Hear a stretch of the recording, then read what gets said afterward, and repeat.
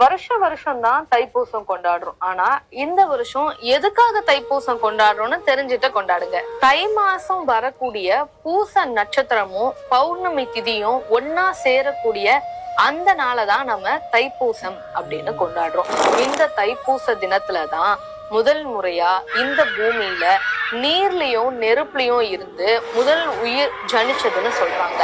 முருகன் வள்ளிய கல்யாணம் செஞ்சதும் இந்த நாள்லதான்.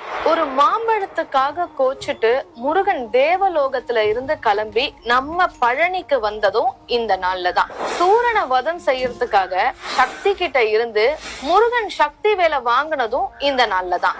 ஸ்ரீரங்கம் ரங்கநாதர் கோவில்ல இருந்து சமயபுரம் மாரியம்மனுக்கு சீர் கொண்டு போறதும் இந்த நாள்லதான். காந்திமதி அம்மன் நெல்லையப்பரோட தரிசனம் கிடைக்கணும்னு தவம் செஞ்சதும் இந்த நாள்லதான். மயிலாப்பூர்ல பாம்பு தீண்டி இறந்து போன பூம்பாவையோடைய அஸ்திய மட்டுமே வச்சு மீண்டும் உயிர் பிழைக்க செஞ்சது இந்த நாள்லதான். இது மட்டும் இல்லைங்க, கலியுகத்துல நடந்த ஒரு அதிசயத்தை தான் அடுத்து சொல்ல போறேன்.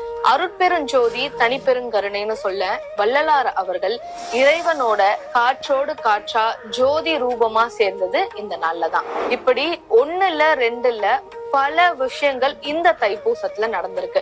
தைப்பூசம்னா இனிமே முருகனுக்கு மட்டும்தான் அப்படின்னு நினைச்சு இல்லாம இந்த உலகத்திலேயே ரொம்ப முக்கியமான ஒரு நாள்னு நினைச்சு வழிபாடு செய்யுங்க. உங்களை சுத்தி இருக்கிற எல்லா விஷயமுமே நல்லதாவே நடக்கும்.